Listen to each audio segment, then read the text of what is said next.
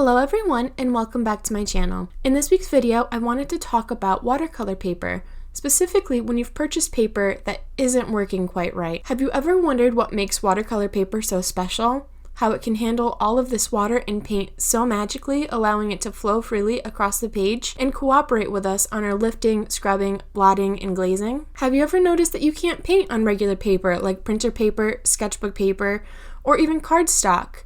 And do you know what makes this paper so different than watercolor paper? It's the sizing.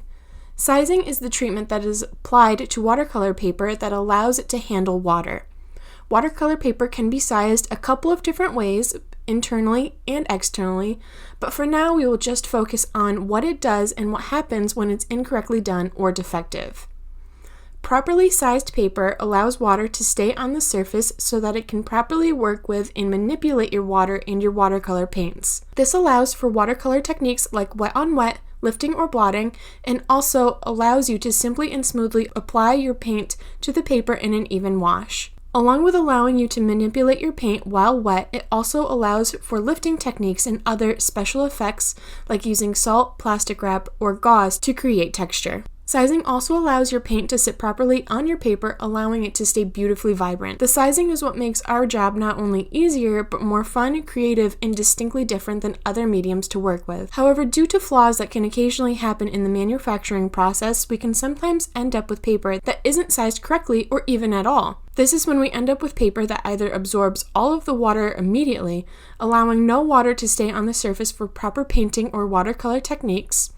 Another issue is too much sizing, where your water and paint will sit on top of the paper, not being absorbed at all. Lastly, we can have a combination of these issues due to uneven sizing across our paper, leaving us with a combo of any or all of the issues that we've talked about. This means that some of your paper will act perfectly fine, and other parts of your paper just seem to not quite be reacting the way that you would expect your paper to. Unfortunately, there is no real solution to this. However, being able to spot these issues can save you from feeling like you are at fault for when a painting just isn't going right, or help you save a painting before you've even started on poor paper. The easiest way to save a painting is to test your paper prior to starting. The water drop test is a really good indication of the presence of sizing in your paper. It should take several minutes for it to absorb into the paper. To speed things up, you could also simply add a glaze of water to your paper.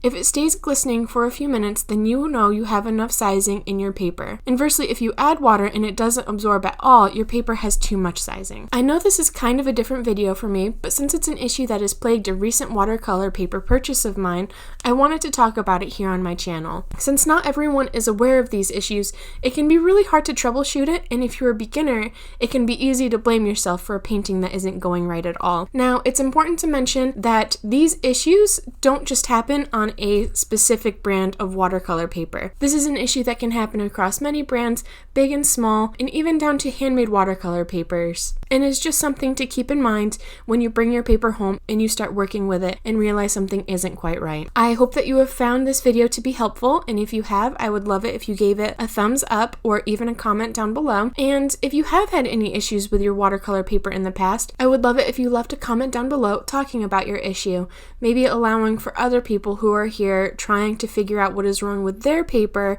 to give them a little bit more information about maybe what they're experiencing, or to know that they are not the only ones. That is all, and I will talk to you guys next time. Bye!